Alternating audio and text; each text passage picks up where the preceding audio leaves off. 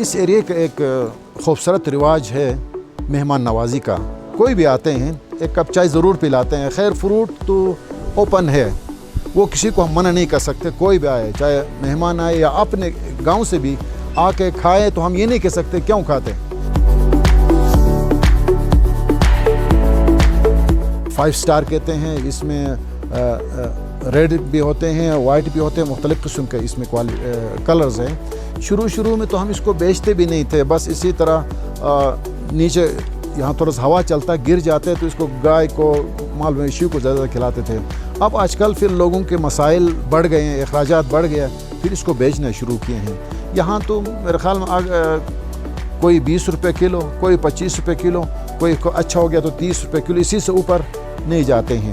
پھر یا لوگ یہاں پہ باغ لمسم اس کا اتنا 1000 روپیہ, 5000 روپیہ, 10000 روپیہ, اسی طرح مختلف ریٹ لگاتے ہیں. لوور ہنزا میں 1 مہینہ یا 15 دن پہلے پکتے ہیں. ادھر اپر ہنزا میں 10-15 دن بعد پکتے ہیں. اب یہاں شیش کٹ میں اس وقت تقریباً بس اکتوبر میں ہم اس کو بیچ رہے ہیں.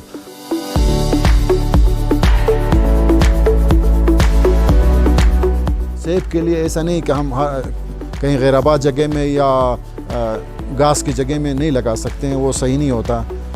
یہ جو کھیت بناتے ہیں, کھیت میں وہ سیب کے درخت لگاتے ہیں, پھر اس کے لیے دیسی کھاد زیادہ تر استعمال کرتے ہیں.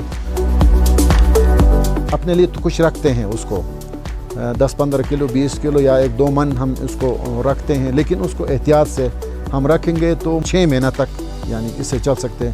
یہاں کے لوگ میرے خیال میں کوئی آ کے کھائے کوئی نہیں کہے گا. اگر کوئی کہے کہ ہمیں سیب ضرورت ہے, ضرور گفٹ دے دیں گے.